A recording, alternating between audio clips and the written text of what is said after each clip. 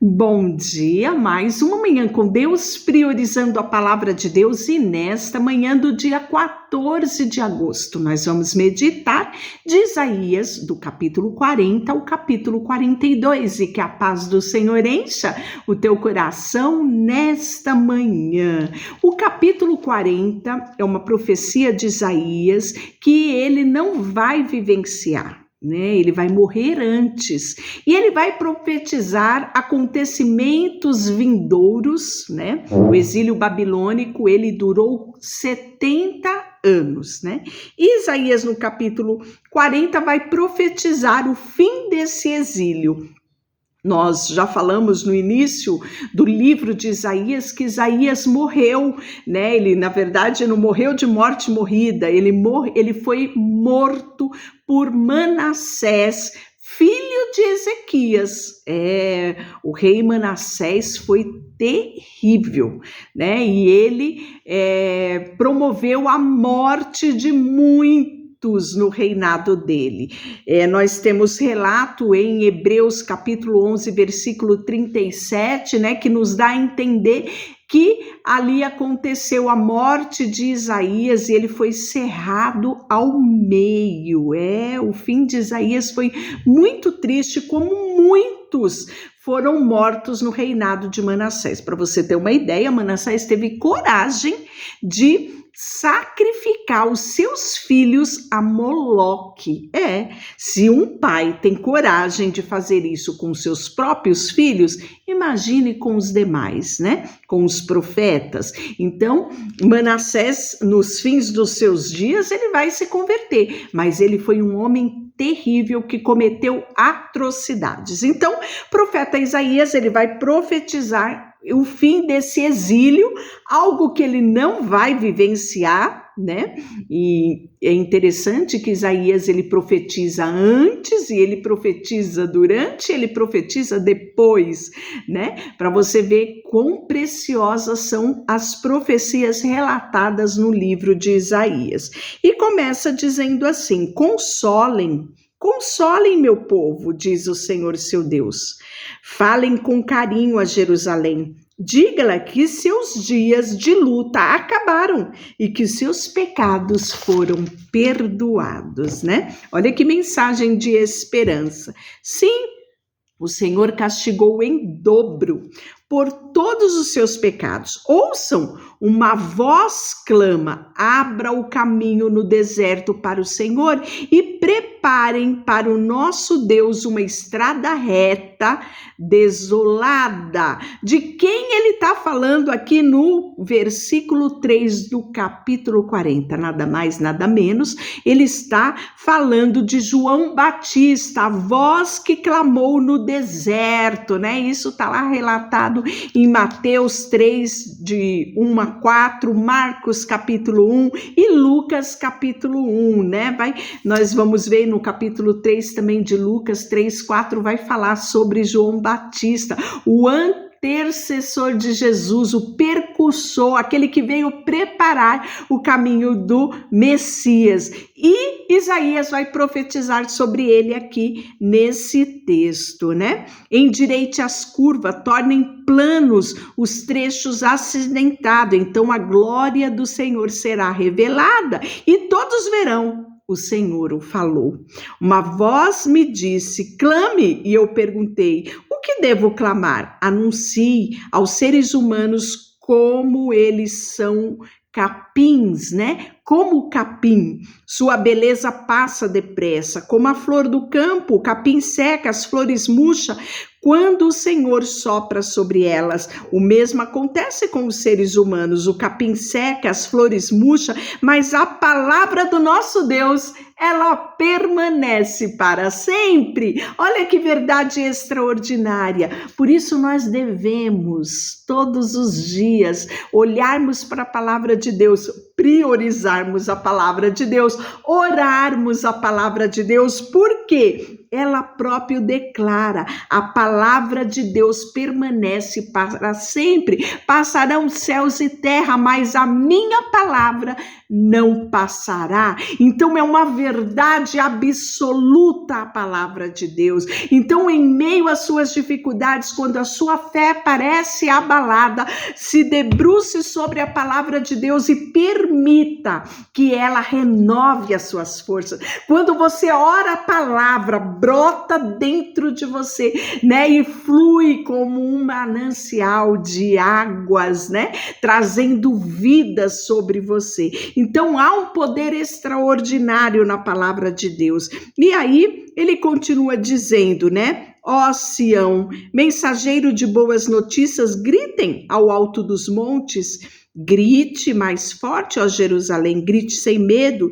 Diga às cidades de Judá: seu Deus está chegando. Sim, o Senhor soberano vem com poder, com braço forte governará. Vejam, ele traz consigo sua recompensa. Como o pastor, ele alimentará o seu rebanho, levará cordeirinhos nos braços e o carregará junto ao coração. Conduzirá eternamente as ovelhas como suas crias, né? Olha que extraordinário. Então você vê quão rica é essa profecia. Ele vai falar do fim do exílio babilônico, ele vai falar sobre a vinda do Messias, ele fala sobre João Batista como aquele que vai preparar o caminho do Messias. Olha quantas coisas extraordinárias nós recebemos aqui em Salmo 40. E ele continua assim: quem mais segurou os oceanos nas mãos? Ele vai falar da soberania e do poder extraordinário do Deus da criação. Quem mais sabe o peso da terra? Ou pesou na balança os montes e a colina? Quem pode orientar o Espírito do Senhor? Quem sabe o suficiente para aconselhá-lo ou instruí-lo, né? Que extraordinário aqui falando da onipotência e da onisciência de Deus. E ele continua: acaso o Senhor já precisou de conselho de alguém? Necessita que instrua a respeito do que é bom? Alguém lhe ensinou o que é certo? Lhe mostrou o caminho da sabedoria? Não, pois todas as nações no mundo não passam de uma gota num balde. Não são mais nada, nada mais que só sobe sobre a balança.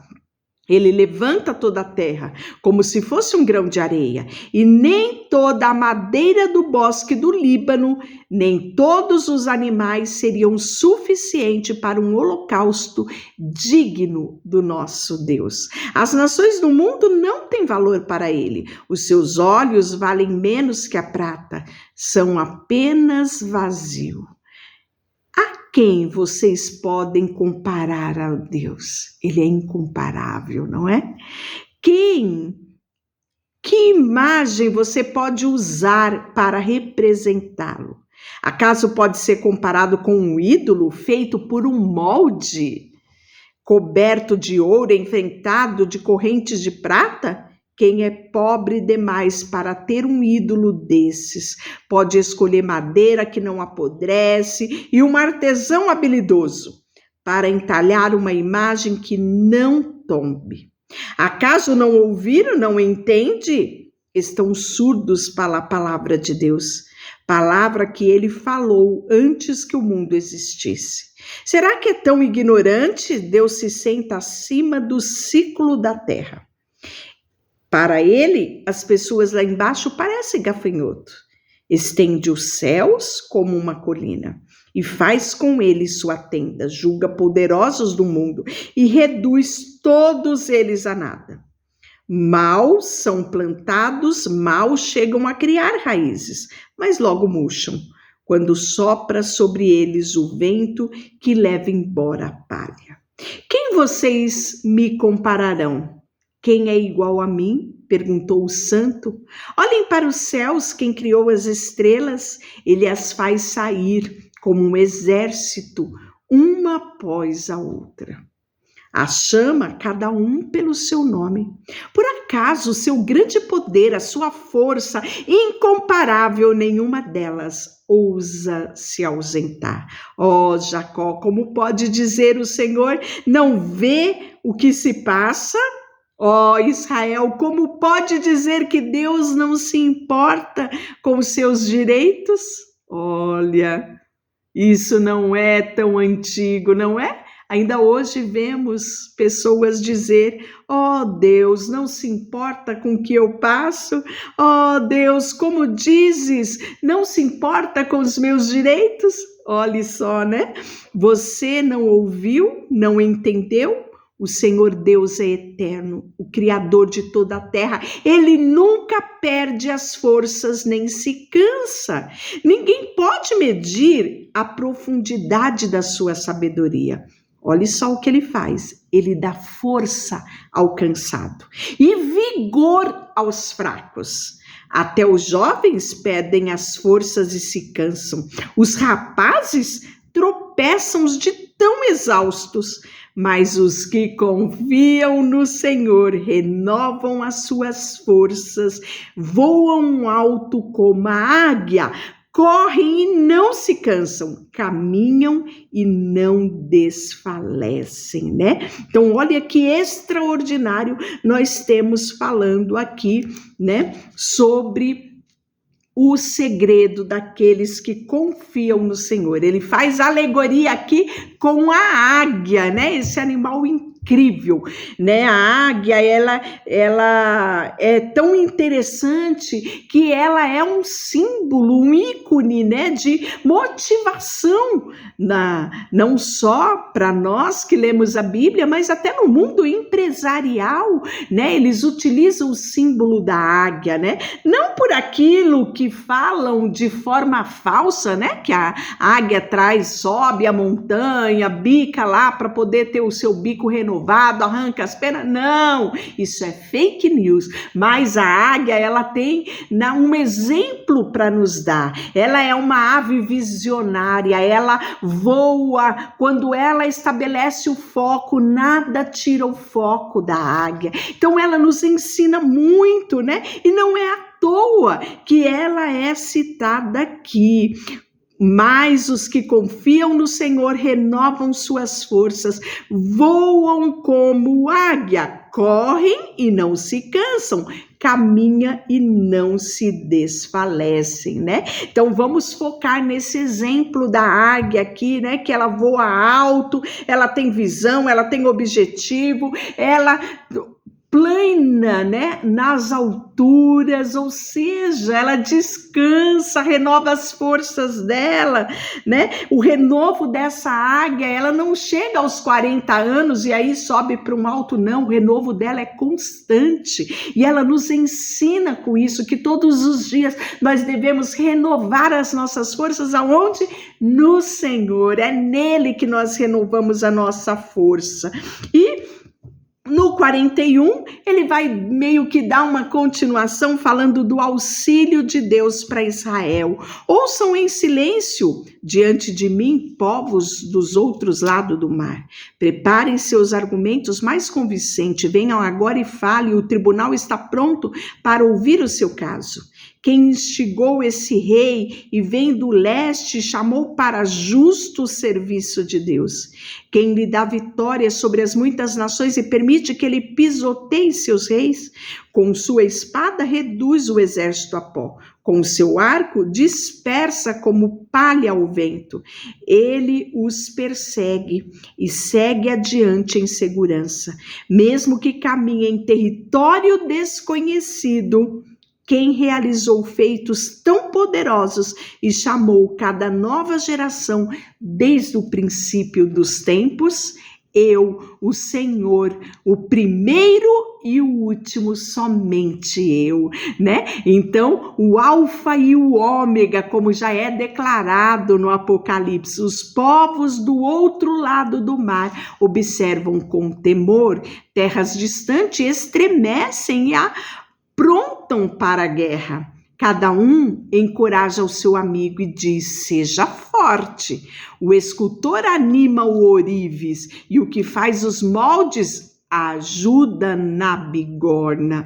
Muito bem, dizem, fiquem bom, com todo cuidado ajuntam as partes e fixam o ídolo com pregos, para que não tombe. Quanto a você, meu servo Israel, Jacó, meu escolhido, descendente do meu amigo Abraão. Olha que extraordinário essa menção de Abraão no livro de Isaías, né? Meu amigo Abraão, eu o chamei de volta dos confins da terra e disse: você é meu servo, pois eu o escolhi.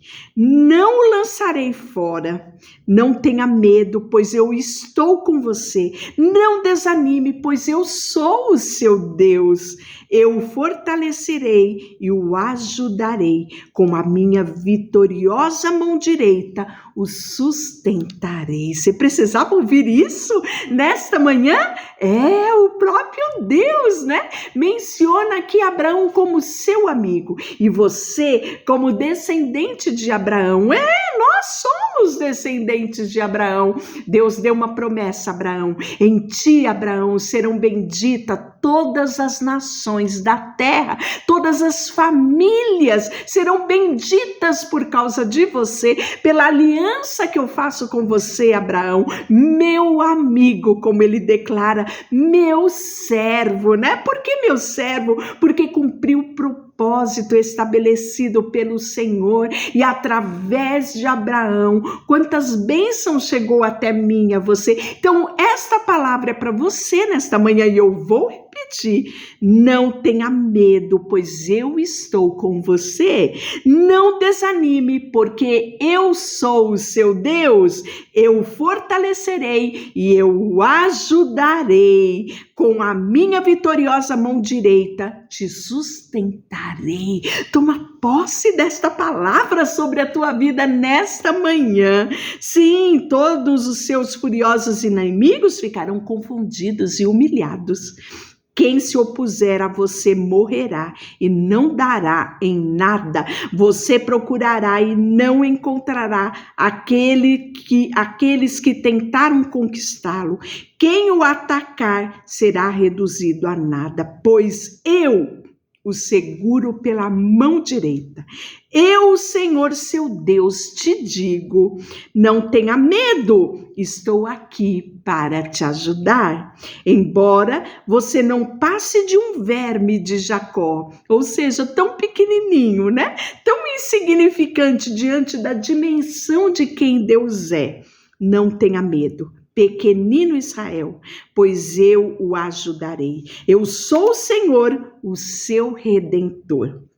Eu sou o Santo de Israel. Você será o meu novo instrumento de debrulhar com muitos dentes afiados.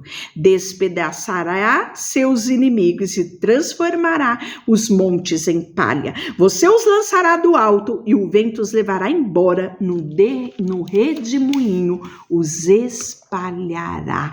Quanta coisa extraordinária, não é? Nesse texto bíblico, então você se alegrará no Senhor, e se gloriará no Santo de Israel. Quando os pobres necessitados procurarem água e não encontrarem e tiverem a língua ressequida de sede, eu, o Senhor, os ouvirei. Eu, o Deus de Israel, jamais o abandonarei. Abrirei rios para eles nos planaltos e lhes darei fonte de água nos vales.